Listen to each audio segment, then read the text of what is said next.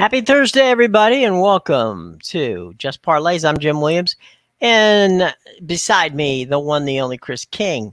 Chris, interesting night last night. Some fun stuff that happened, some crazy stuff that happened. So, in short, it was a typical night in sports.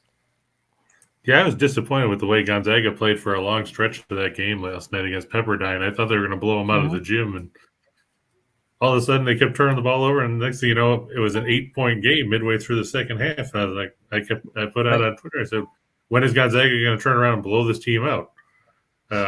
They won by 20, but they should have won by about 50. You know, sometimes when yeah, go ahead. I'm sorry. Oh, no, go ahead.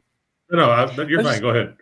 I was just going to say, sometimes you get a team that's so much better than the other team that they just get bored. And they kind of play that way. And, there's no enthusiasm. They're like, oh, we can beat these guys. And they keep looking at the scoreboard and they're like, okay, fine. It doesn't matter if we're up by 7 or 70, It matters to us, but it doesn't necessarily matter to them. And as you say, they got out of there. A team like Gonzaga, though, at this point, I don't think they need style points. I mean, I think that's where they look at it and they're like, okay. And as the coach, I imagine, and I've seen this happen with Calipari and we talk about Rick Pitino all the time, guys like that, who whenever they get in the locker room, you would swear to God, that they lost the game by 20 points because they'll rip the players to shreds for, we took a team that, a Pepperdine team that we should have beaten by 40 points and we hung around. If you do that against a good team, then we may not hang around. We may end up losing it. So from that standpoint, that's kind of where they go, right? It's more along the lines. Gonzaga shot 51.5% and they won the rebounding battle 50-24. I mean, when you look at those numbers and see Pepperdine shot 37%, you would think that the game was going to be a complete beat down. But like I said, it was an 8-point because Gonzaga kept turning it over. 14 turnovers wasn't going to get it done. And like you said, if you do that against a good team, you're going to be, looking at a loss. And if it's a tournament, you're going to be out. Well, I mean, let's say you're playing a team that's even a little bit, let's say you're playing a team that's not as good as you are, but isn't that bad, isn't Pepperdine bad, okay? You can play, and we've seen it happen, like you say, in tournaments. We've seen it happen in conference tournaments. We've seen it happen in the NCAA tournament, where you go out and you just you kind of sleepwalk through the game, and you end up looking up at the scoreboard and go, "Wait a minute, we lost to those guys? Well, you lost to them because you let them hang around." If you play like that against St. Mary's or somebody like that in the WCC tournament, right, you're going to have a lot different result than walking out with a 20-point win. Right. And, over the years, not to say anything, I have great respect for Gonzaga, but over the years, that's been a Gonzaga problem, is that they go to the tournament and all of a sudden, the second half, for some reason, they don't show up and they end up out of the tournament and everybody's like, well, how did a team like Gonzaga lose? Well, they lost because they let other teams that weren't as good as they are hang around, and then, they're on their way back to, to Washington. Well, if you're Gonzaga and you're Mark Few, do you contemplate trying to lobby to leave the West Coast Conference and go somewhere else so maybe you play in a bigger conference, or do you stay there, especially now with BYU leaving? If I'm Mark Few, the Mountain West is probably not going to take me because I don't have a football team. And so where else do I go? I mean, the Pac-12 is not going to take me. So I think they're where they are, and that's where they are. I think what he does by playing a very strong non-conference schedule, which I think Gonzaga, over the years have had probably one of the, if not, one of the top 3 or 4 strongest non-conference schedules prior to the beginning of conference play of any team in the country. And I respect, Mark, for playing those kind of games. I think I stay in the WCC, but I focus on getting my team ready for the tournament. First, this WCC tournament, and then, of course, the NCAA tournament. But it's a balance that's tough to do. And now with conference realignment being the way it is, and like you said, BYU is going to be bouncing out of the out of the conference and heading to the Big 12. It will be interesting to see if they add another team, and if they do, who that other team will be. But right, I mean, who could they conceivably get? I'm sorry. I mean, who could they conceivably get and add to the conference to replace BYU? Well, it would have to be a basketball. It would have to likely be a basketball only school, although it doesn't necessarily have to be. But pretty much everybody else in the conference is really more basketball only schools. It's kind of like the same thing that happened in the Big East, right? When they split off and went, they started adding teams that didn't make any sense to be in the East because they weren't even close to the East. But, conference realignment, be damned, it doesn't matter anymore, where you are, as long as they feel that you're going to be of value. I can't think of any real, who's out there that you would want to put in the WCC that's, that's going to add value. Who are you going to get? New Mexico State from the WAC or something like that? Well, I mean, you could. I might look to somebody in the Big Sky, maybe. Maybe that would make some sense. Weber State or something like that would be a good fit, probably. But at the end of the day, Gonzaga drives the television needle and the TV money. So who am I going to add that's going to add a market that's going to add me some additional TV money? And right now, I don't see that there's many. But does a Weber State add competitiveness? Yes. Does a Weber State add any money to my TV contract? I seriously doubt it. No. So I don't know. But you know what? You're right. No, you're right. I mean, it would add to the competition level, but it's not going to put, as Tony Schiavone used to say, it's not going to put butts in the seats. Right. And it's not going to drive the bottom line. Well, I mean, even if you put butts in the seats, that's nice. But does it put, viewers, in front of their television sets? And right now, the WCC has its own TV streaming service. Plus, it has a deal with CBS Sports Network. And it doesn't pay them a whole lot of money, but at this point in time, their goal is to get at least two teams into the conference tournament. I mean, into the NCAA tournament. That's where they make their money, and that's where the WCC lives. They live off of the money that they can make if they can get two teams into the NCAA tournament, because at that point, then they can pretty much make the budget for the rest of the conference at that point. So right now they've got three teams with at least 20 wins in Gonzaga, St. Mary's, and San Francisco. BYU has 19, and Santa Clara has 17. So I mean, you've got potential there, but are the committee going to look at those teams, or are they going to just go, well, we'll take the 12th best team from the SEC, we'll put in Vanderbilt, who is a 500 team, give or take, and leave these guys out? Well, they could. I think one of the things that's an advantage to them this year is that the ACC's down, and so that might be of some some advantage to them. And I think it really depends on what the tournament looks like, right? I'm talking about the conference tournament. If, say, a St. Mary's and a Gonzaga finish well above the 20 win mark, but let's say San Francisco sneaks in there and wins the tournament, then it's a little tougher to keep out a St. Mary's, for instance, because Gonzaga's in the tournament. That's forget that their ticket has been booked on that deal. So right now, if somebody sneaks in, and so you've got two teams that are quality, you might be able to get three teams in that bid. But that will come at the expense of somebody else, another mid-major conference.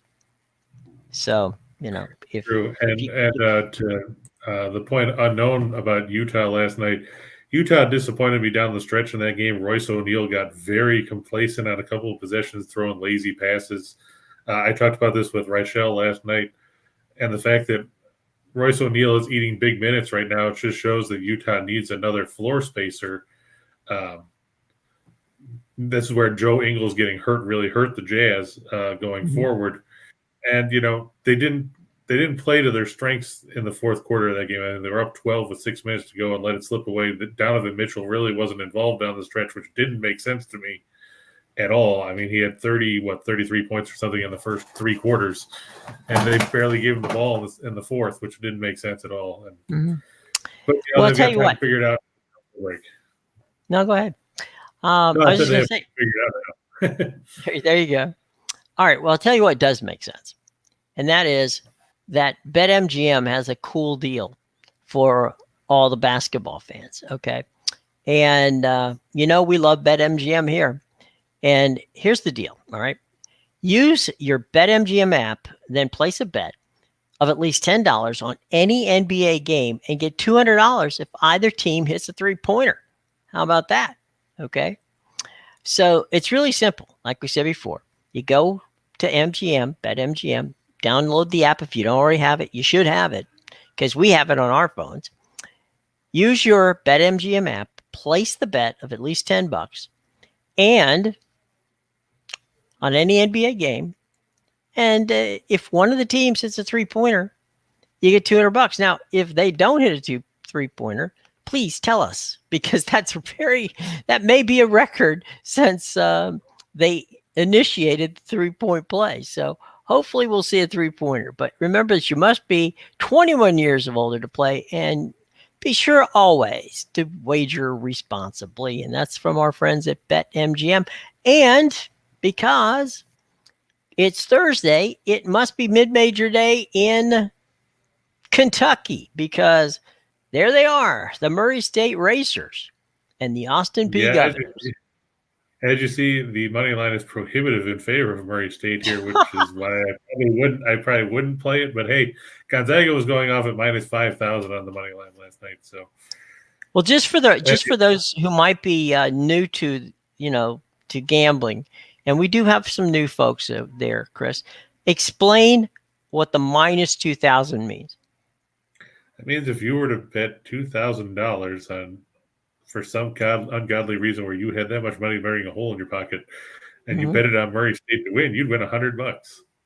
So you'd get back $2,100 on your $2,000 investment. Correct. Okay.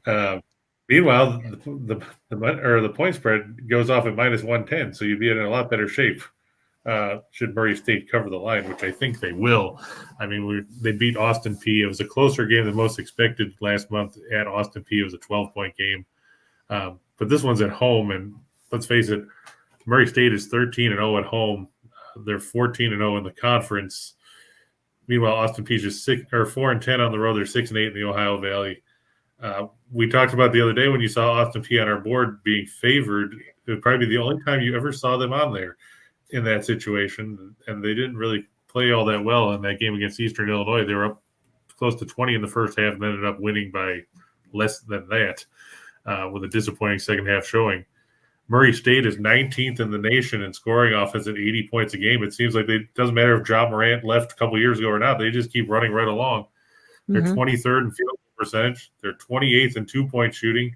They knock down more than 8 threes a game. They're 126th in three-point shooting, and they're very good on the offensive or on the glass. They're 28th in rebounding, which comes in handy because if you look at the next line, Austin Peay is 311th in scoring offense. They don't shoot the ball well. They shoot less than 50% from two. They shoot less than 32 or just over 32% from three, and they're 300th in the country in rebounding. And just in case you didn't know if Murray State was just an offensive team, they're not. They play defense too. They're 26th in scoring defense, 63rd in field goal percentage defense at 41%, and they only give up 31.4 rebounds a game, giving them a plus 7.8 board per game average. Murray State 4-1-1 against the spread in their last 6 at home against teams with a losing road record. They're 25-9-1 against the spread in their last 35 at home. Austin Peay 2-5-1 against the spread in their last 8 on the road against teams with a winning home record. You just can't have a ton of faith in Austin Peay tonight. Like I said, the fact that they had their struggles putting away the doormat that is Eastern Illinois the other night, they won that game by 8. their 3-game win streak comes to an end here. Well, Chris, a lot of people always ask me, well, how does Murray State, year in and year out, put together a competitive team? And frankly, it's not as difficult as you might think it to be. And that's not to take away from the coaching staff at Murray State. But if you're in the state of Kentucky and you've got Indiana in that area right around you, right? They recruit a lot of kids who academically are not going to get into Kentucky or not going to get into Louisville, okay? Or Indiana or, Purdue or some of those other schools. They also do very well in the junior colleges. They bring kids in from junior college as well. So their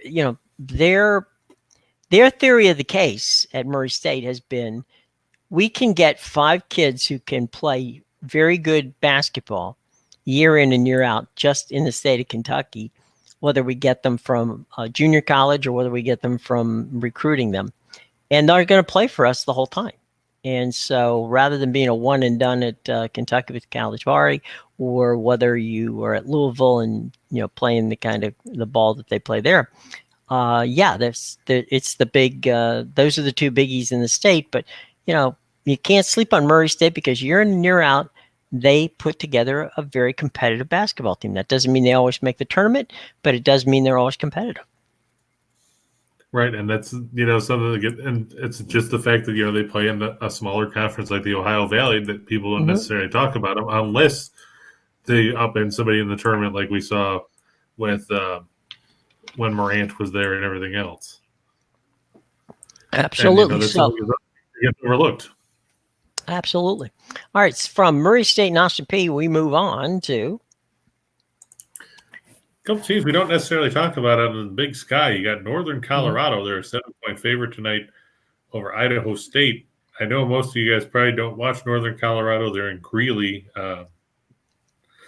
But, they're a very entertaining team. Steve Smiley's got a real high-scoring, powered offense there.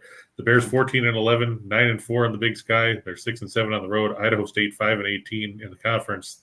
Or overall, 3-11 in the conference. They're 4-6 at home. Ryan Looney's team has had a tough year this year. For those of you that didn't see the game the other night, Northern Colorado played Southern Utah in one of the craziest games that I've seen probably this season. Jim and I were talking about it in the pre-show. Northern Colorado led by as many as 14 in the first half. They led by 11 at halftime. They watched Southern Utah storm back. The Thunderbirds were up 17 points with 5.5 minutes to go. They were up 15 points with 4:32 to go. And then the Bears started knocking down shots. They outscored Southern Utah 32-10 in the final 5:37 of that game to turn a 17-point deficit into a 5-point win. You have to watch out for the Bears because they will shoot from the outside and they will bury you out there. That's their trademark. Like we say here, they're 27th in scoring offense. They're 20th in field goal percentage. They're 17th in 2-point percentage, but they don't shoot a ton of twos. They're 9th in knocking down 10.6 threes a game. They are 13th in 3-point shooting. And look at that number, Jim. They take 27.5 threes a game. That's the 20th highest number in the nation. But when you're knocking down more than 10 and you're shooting 38% from out there, why not? Yeah.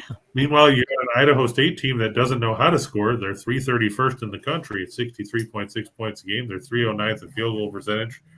They're 319th in 3-point shooting. They're 301st in free throw shooting. And they're not all that great on the defensive end of the floor either, ranking 253rd in scoring offense, or defense, I should say. Northern Colorado 4-1 in their last 5, following a straight-up win. They're 24-7 in their last 31 as a road favorite. Idaho State 9-24-1 against the spread in their last 34 as a home underdog.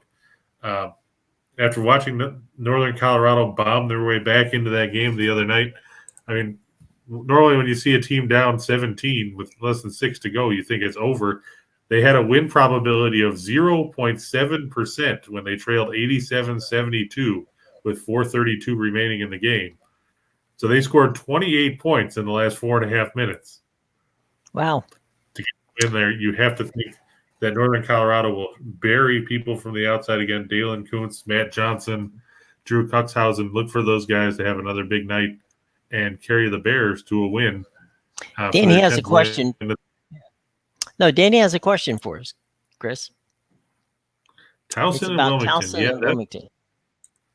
That's going to be an interesting one. I mean, we talked about UNC Wilmington. They had been on a roll, but, all of a sudden we talked about how there's going to be some regression to the mean because their offensive numbers are so bad.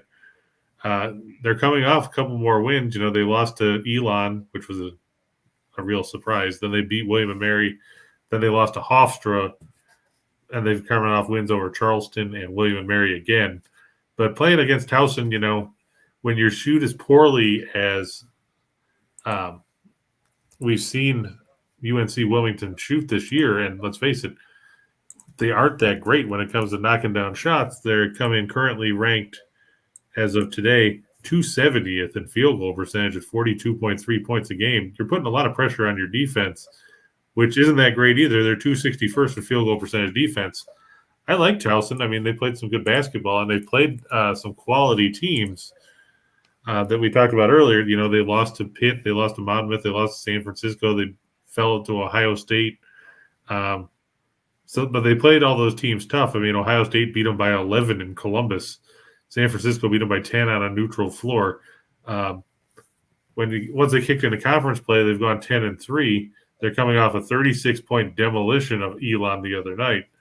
I like Towson here, and I think Danny's on the mark there with going with the Tigers. Towson doesn't run, but Towson's very effective on the offensive end of the floor. And that's UNC Wilmington has to contend with. Wilmington won by 4 in overtime at home in the first meeting, or at Towson in the first meeting. I think Towson's out for revenge tonight. They have a very nice gym there, and they have a very strong, a very vibrant student body. So Towson gets some pretty rowdy crowds there, and playing at Towson is not an easy thing to do under the best of circumstances. So interesting situation. Bryce is asking about Stanford and Utah. Well, Stanford, Jared Haas has done a better job than I expected he was going to do this year. After Zaire Williams played 1 year and bolted, I wasn't really convinced that they were going to do a whole lot. Stanford's played well. I mean, they've swept USC. That's a feather in their cap. Right. They hung tough UCLA at home. They're coming off a win over Oregon State, so you can say everybody's beating Oregon State. But, we're also talking about a Stanford team. They beat Wyoming in the Diamond Head Classic in Hawaii back in December. Meanwhile, Utah is 9 on the road, and I don't expect them to make it 1-9 tonight. I'm going to take Stanford -4 over Utah. I've watched Utah play a bunch of times, and they don't look good. I don't get it. They're inconsistent. And that's on a good day. Yeah, that's dangerous. All right. Let's sneak away from the college basketball scene. And if you've got hockey questions, now would be a good time to get them, because we're about to go to the ice, and we're about to go to a team that I'm somewhat familiar with, unfortunately, at times. The Capitals and the Flyers. These are two teams that I've seen over the years for sure. Yeah, Washington bounced back the other night. They beat Nashville in that contest where I thought Nashville was actually going to get the win because I figured that they were playing at home. But, Washington 27-15-9. They're 15-5-4 on the road. They're facing a Philadelphia team that's awful. 15-24-9. They don't play well at home. They don't play well on the road. They don't play well, in practice. There's talk that they might trade Claude Giroux. There's not a whole lot you can say about the Flyers that is good at this point. It's supposed to be Ilya Samsonov, 16-7-3 at 283 goals against, a 906 save percentage, and 3 shutouts. And the good news for Washington is they get to face Martin Jones, who is absolutely sucky. He's 6-8-2 with a 356 goals against, a 901 save percentage. Jones has not won since December 29th when he beat the Kraken 3-2 in overtime. He's given up at least 3 goals in his last 5 starts. He's been pulled in 2 of them, including a game against the Sabres, where he gave up 4 goals in the first 18 minutes. That doesn't bode well when you're Philadelphia. They would have had a better chance with Carter Hart, but he's not playing tonight, barring, Jones getting the hook again. Washington is 11th in goals for at 3.22. They're 8th in goals against at 2.75. Philadelphia is 27th in goals for, just averaging 2.54 goals a night. They're 25th in goals against at 3.40. Washington is 4-0 in their last 4 on the road. Those numbers about the Flyers are absolutely horrifying when you look at them. They're 3-13 in their last 16 against Metropolitan Division teams. They are 4-24 in their last 28 games against the Eastern Conference. They are 0-7 in their last 7 on Thursday. And if it wasn't enough, the Capitals have won the last 4 meetings between these teams in Philadelphia. They've won 6 of the last 8 overall. You know, if you don't want to play the fact that Washington wins by multiple goals, which they should with Martin Jones in net, the money line is only 180, so it's not that bad. But I think that they'll win probably 4-2, 5-2. I just have no faith in the Flyers, especially with Jones between the pipes. You know, it's funny. There used to be a day when nobody wanted to play Philadelphia in Philadelphia. And for reasons that I have not any capability of answering, the Flyers just don't play well at home. They don't play that much on the road either, but they have not had the kind of stuff that we are expected when we watch a Philadelphia Flyers team. Yeah, I mean, they've had 2 double-digit losing streaks already this season. Yeah, that's good enough to get them drummed out of Philadelphia. So let's move on from the Caps and the Flyers to our next matchup, which is Montreal and St. Louis. Now, you've been on St. Louis pretty much for the season. Well, yeah, that's because I like to, and I'm also against anyone that's playing Montreal because they're horrible. That's true too. So this is a perfect storm when you get right down to it. The money or the puck line is -115. The money line is prohibitive because Montreal is so bad. The Blues are 28-14-5. They're 10-8-3 on the road. The Canadians are 8-33-7. That's not a typo. 8-33-7. Hard to believe this team was in the Stanley Cup Finals last year, isn't it? Mm-hmm. Meanwhile, Ville Husso is 11-3-0. He leads the league with a 185 goals against, a 939 save percentage, and 2 shutouts because they take the net for the Blues. Against the Canadians, Samuel Montembeault. No, you won't see the Hamburglar tonight. That's right. Montreal signed Andrew Hammond, who hasn't played in the league in 3 or 4 years. Late last week, I believe he's the backup goaltender right now. Montembeault 2-10-4 with a 392 goals against and an 894 save percentage. He's 1-7-3 in his last 11 starts. Ouch. Those are some pretty putrid numbers. And you're facing a St. Louis team that's 5th in the league in goals per game at 3.51. They're 7th in goals against. Meanwhile, Montreal, dead last in goals per game, dead last in goals against, dead last in the standings. The Blues 5-1 in their last 6 after scoring 5 or more. The Canadians, Jim, that's not a typo. They're 9-44 in their last 53 games. That's along the lines of what Ottawa did as an expansion team back in the early 90s. Yeah. And 4-22 in the last 26 against the Western Conference. The one thing. No, I clearly like the Blues in this one.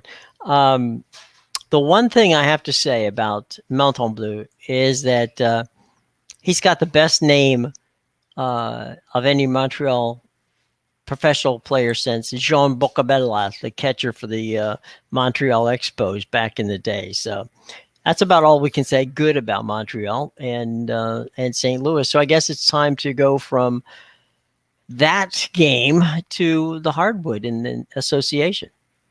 Well, the funny part about all that is, you talk about Montreal Canadian names, and, it just reminds me of what Evan said about talking about Madden with Bernie Jeffrey on, because Bernie's nickname was Boom Boom. So, right, yeah.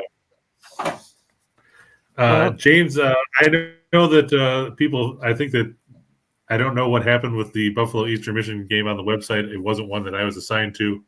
I actually liked Buffalo in that game. I liked the way Buffalo played the other day against Bowling Green. We talked about it on the show Tuesday.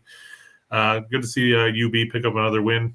They went 83-69. That game just went final over Eastern Michigan on the road. Yet, why they tipped off at 12 noon makes no sense. That game was supposed to originally be scheduled for, I think it was a 6 or 7 p.m. tip-off, and they moved it up. So, I mean, it's always entertaining to talk about a game while we're on the show, but I was going to pick UB and put it in as one of my favorite picks for the day. But of course, they moved the tip up, so the game was already in the second half by the time we came on.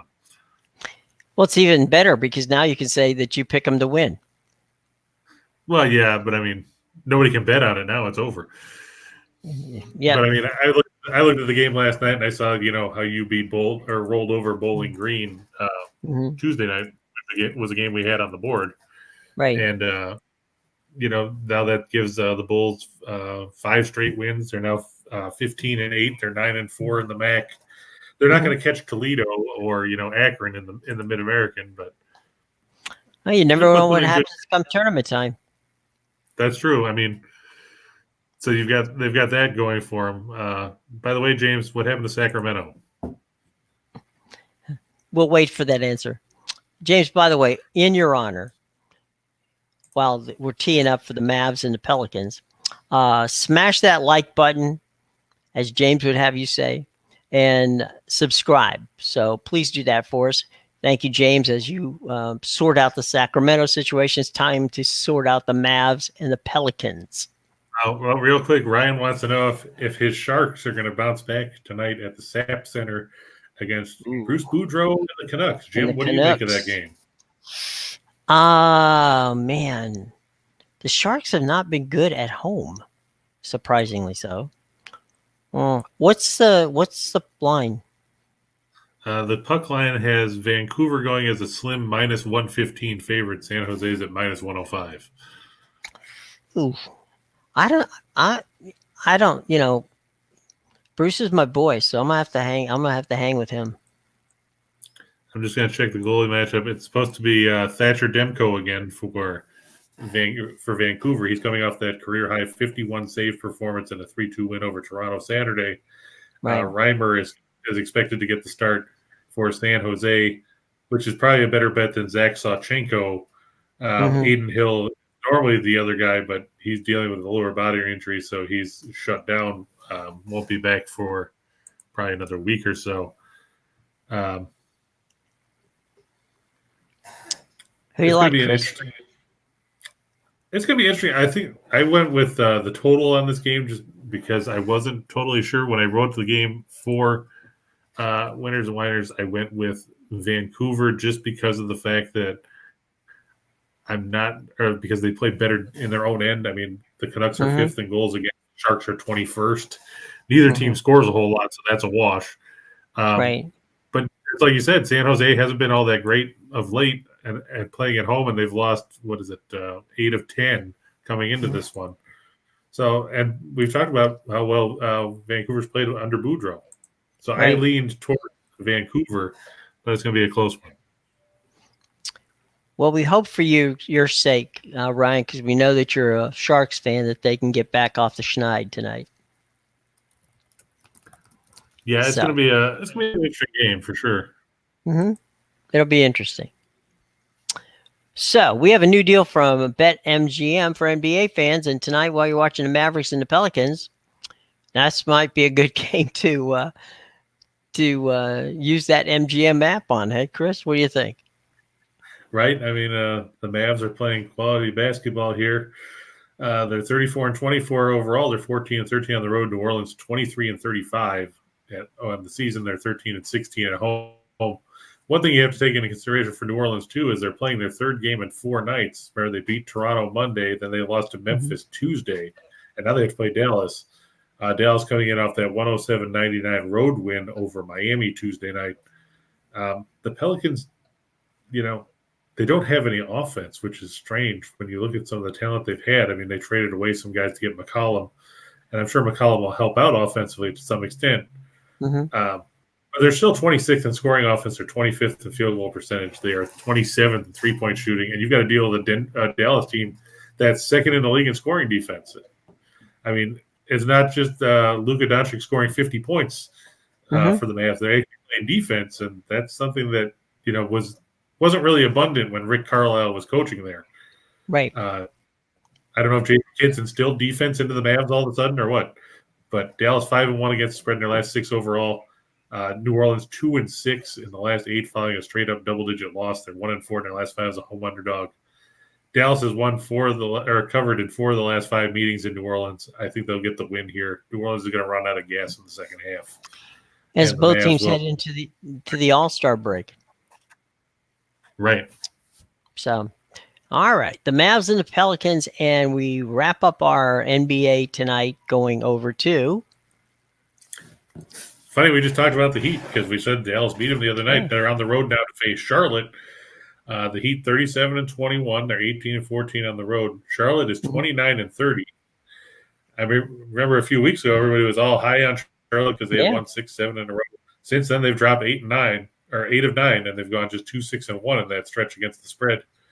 Charlotte leads the league in scoring offense, 113.9 points a game, but they're facing a Miami team that's 5th in the league in scoring defense and 5th in field goal percentage defense. Meanwhile, Charlotte does not play defense. They're allergic to it. They're 28th in scoring defense at 114.8 points a game. The 2 teams worse than them, Sacramento and Houston. Those are not teams you want to be coupled with when you're talking about stopping teams. They're 20th in field goal percentage defense. They are 22nd in 3-point defense. Let's face it, they don't. Charlotte won't have Gordon Hayward again. Jimmy Butler is probable, apparently, with his shoulder, so he'll play. Tyler Hero won't. But, Miami 5-0 in their last 5 is a road favorite. They're 4-0 against the spread in their last 4 on the road. Charlotte 1-7 against the spread in their last 8 on one-day arrest. And that last line is just completely galling. It reminds me of when we talked about Atlanta earlier this season.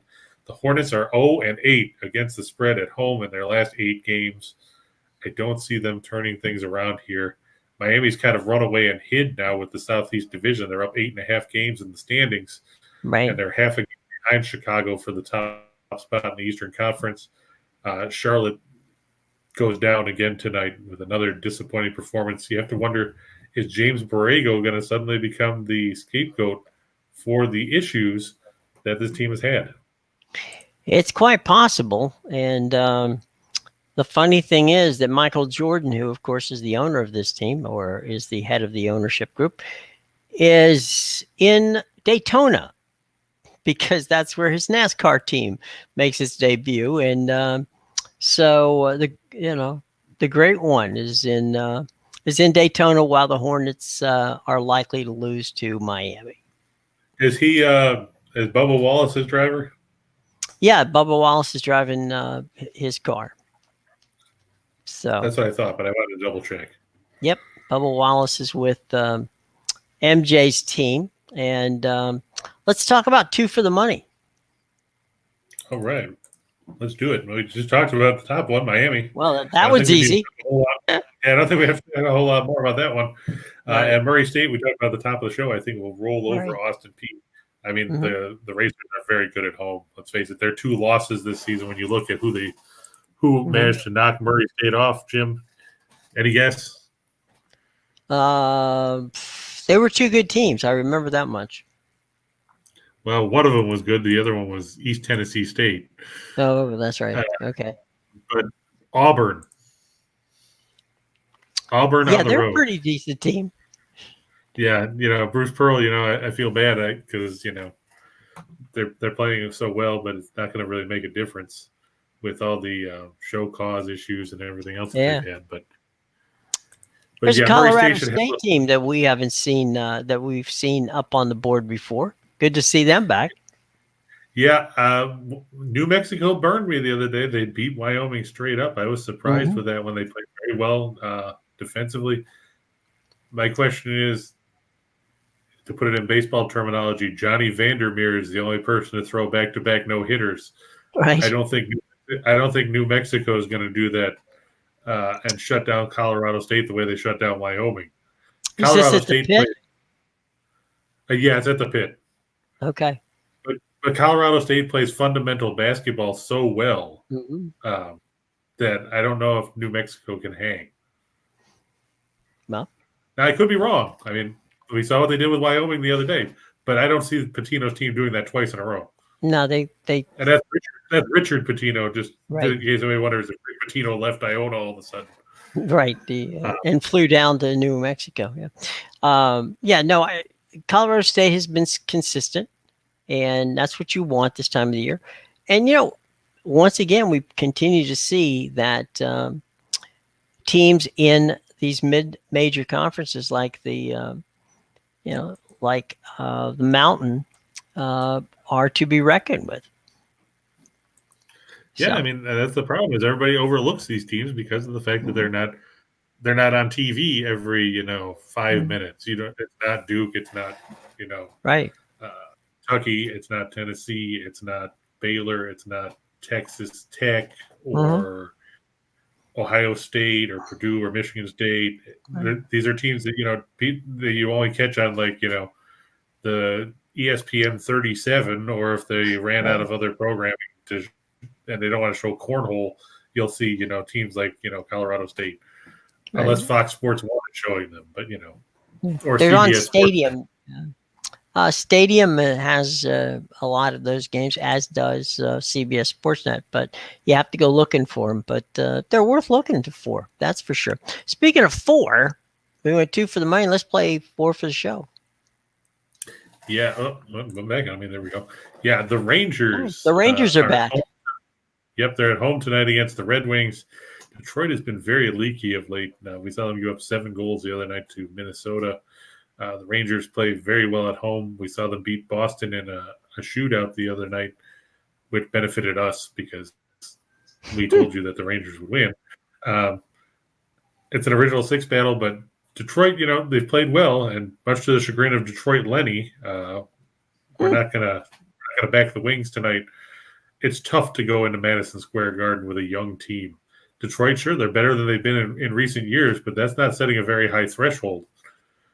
That's like saying the Lions were better the year after they went 0-16 because they won a game or 2. The Rangers should prevail there. The Mavs, I like over the Pelicans. We talked about it. We talked about the Caps facing the Flyers. Martin Jones how he still has a job is beyond me. He's kind of like the Yaroslav Halak of the Eastern Conference, where he barely plays, and when he does, he sucks. Which always works for the other team, which is why we're fading Philadelphia.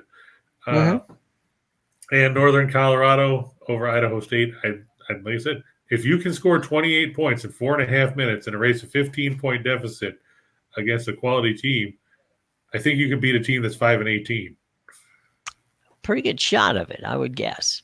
All right, so now it's time to go to the menu. And this is where you've got really, you can put any 2 of these together and come away in good shape. Yeah, 2 or 3 or 17, whatever. Whatever you want.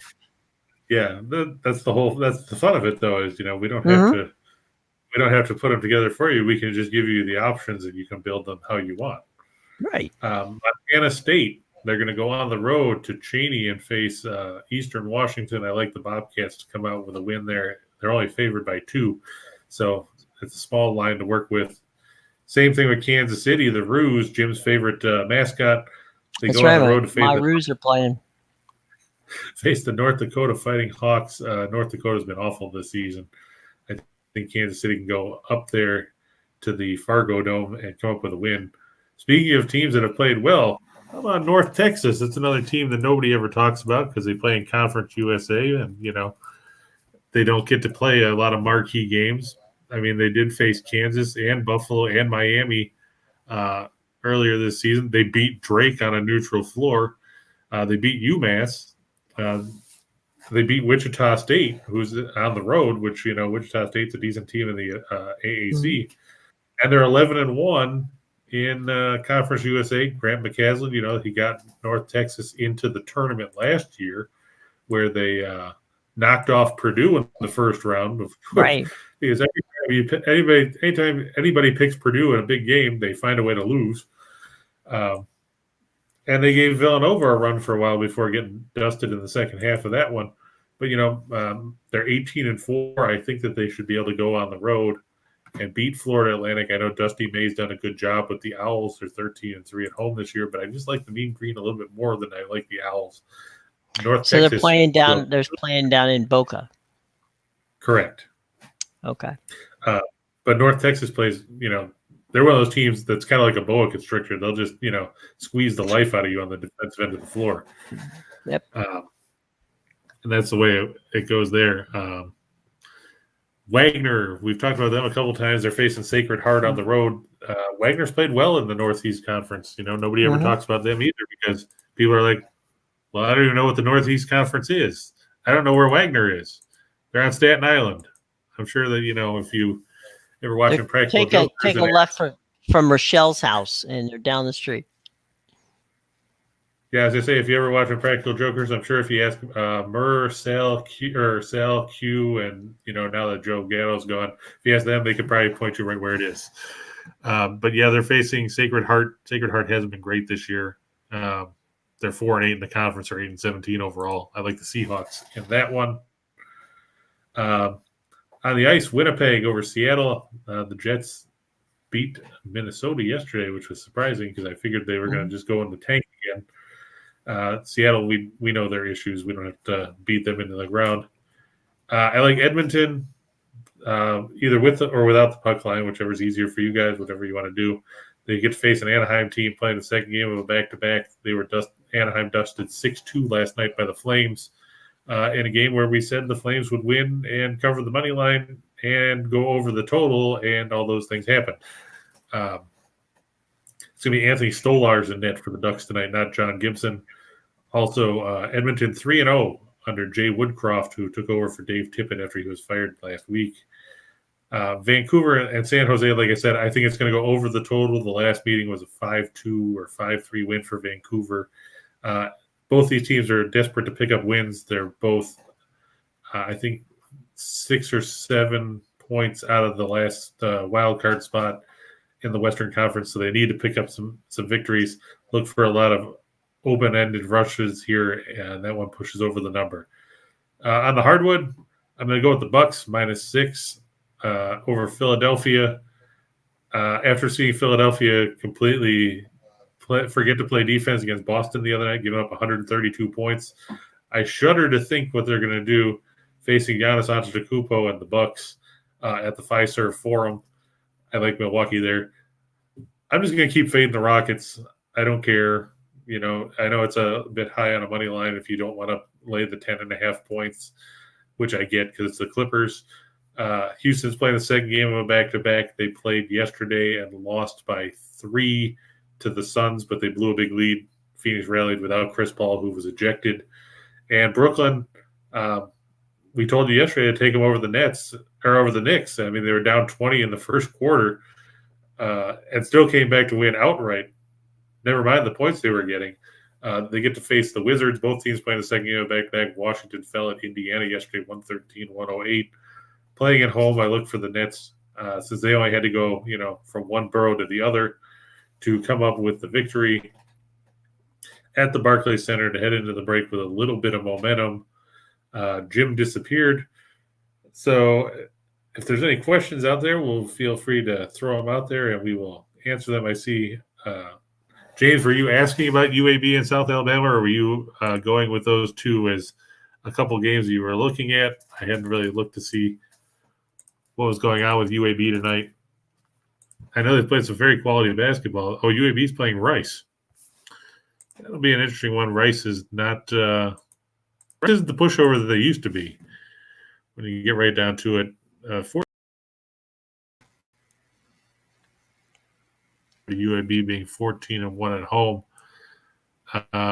One thing you do have to look out for on the injury report, Rice will not have Quincy Olivari, who's done for the year with a wrist injury. He had averaged 9.9 points and 6 rebounds a game for the Owls. But he's done Josh LeBlanc, who's not really a factor as much for UAB, averages 4.6 points, 5 boards a night. He is out with a tricep injury tonight for UAB. But when you get right down to it, the Blazers, they play very well offensively, and they're good on the defensive end of the floor. Meanwhile, Rice struggles defensively, and that's a big issue for the Owls.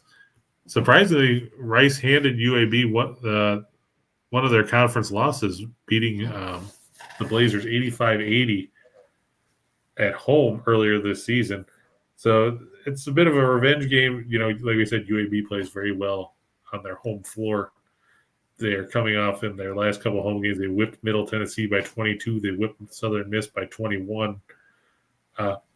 They beat Florida Atlantic. They beat Florida International. They beat UTSA by 28. I think that UAB can probably cover the line. If it gets any higher than that, I'd be a little skittish of it. Towson and UNC Wilmington we talked about a little bit. Right.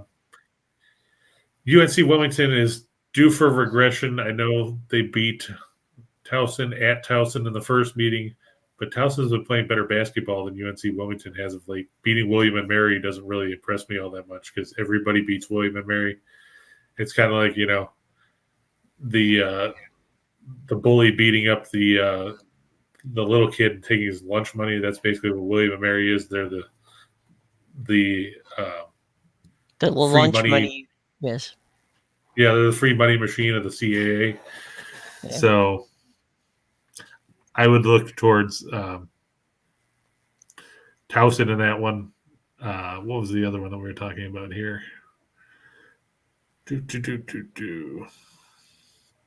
UAB, yeah, we just talked. UAB, I said I think I'll take down Rice. I just don't have faith that Rice can put together the same kind of performance they did before, especially losing Olivari. That's a big blow to them.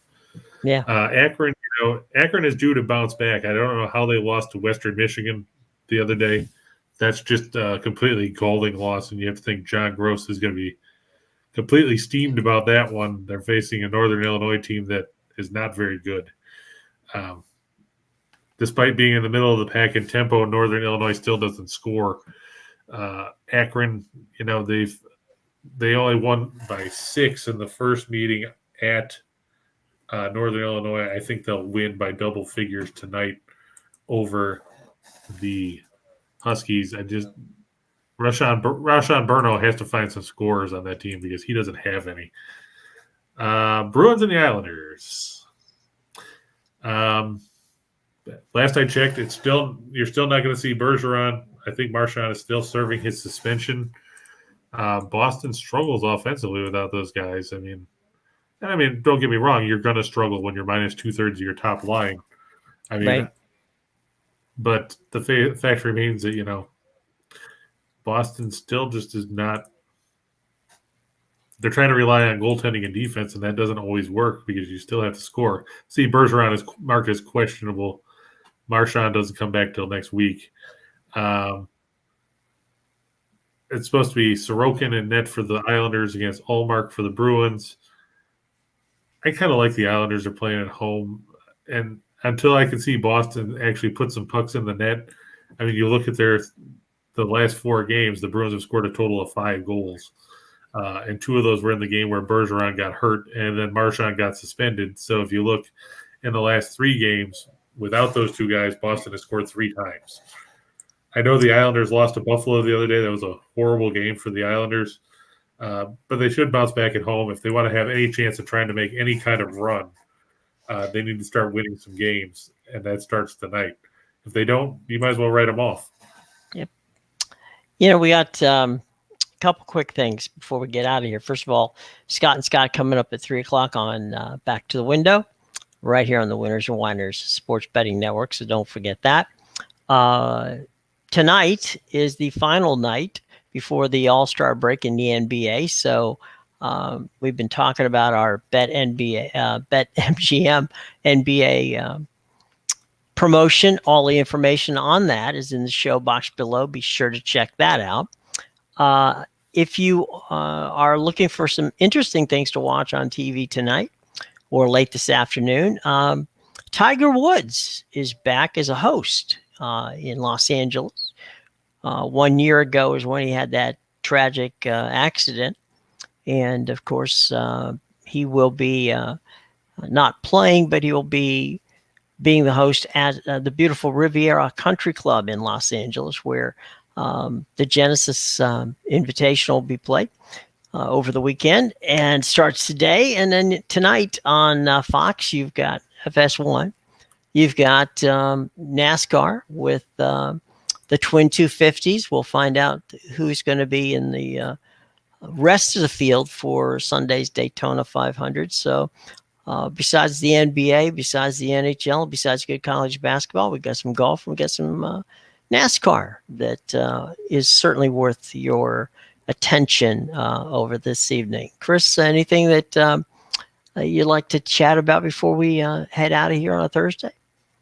Well, I see Will asked about Middle Tennessee and Chattanooga. Chattanooga is going to face UNC Greensboro tonight at home. The Mocs have played very good basketball. Lamont Paris has done a great job. I look for them to beat Greensboro. Greensboro's not that great.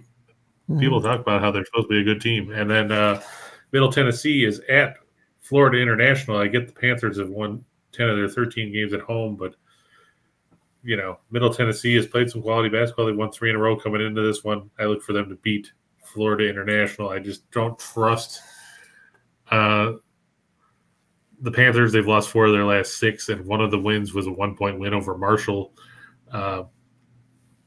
Other than that, I think we've got pretty much everything locked down. I mean, don't forget tomorrow we'll talk about the Daytona 500 and some other stuff. Yeah, we'll have some fun. I'm sure Jim's got all kinds of good information to tell you here in a second. Well, I pretty much used it all up, but I'll refresh for just a second. That is at 3:00. Scott and Scott back to the window. As I said before, Tiger Woods and a lot of good golf at the Riviera Country Club out in Los Angeles.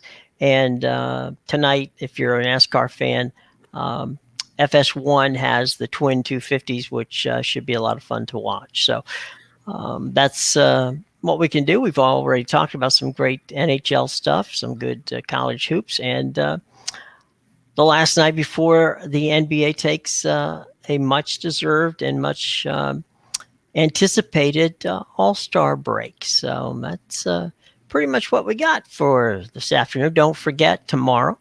Bring your pens and pencils and ask those questions again. We always love seeing your questions, and Chris does a great job of answering them for you. And by all means, hit that like button and subscribe, because we definitely want you as part of our family here. Also, if you can't quite catch us, don't worry. You can get our podcast. All that information is in the show box below. So pretty much that's what we got for you today, gang. Hope that you've had fun. We've had fun giving information to you. So till tomorrow, for the guy over there, Mr. King, I'm Jim Williams saying so long. We will see you tomorrow. Be well and be safe and enjoy.